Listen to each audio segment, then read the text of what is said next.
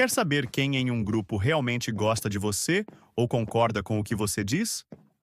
Use o truque do riso.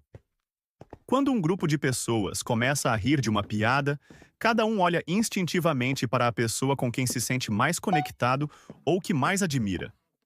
Se alguém olhar diretamente para você enquanto ri, essa pessoa te respeita ou tem um interesse profundo na sua aprovação.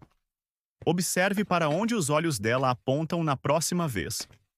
Quer dominar a leitura de grupos? Siga o protocolo Dark.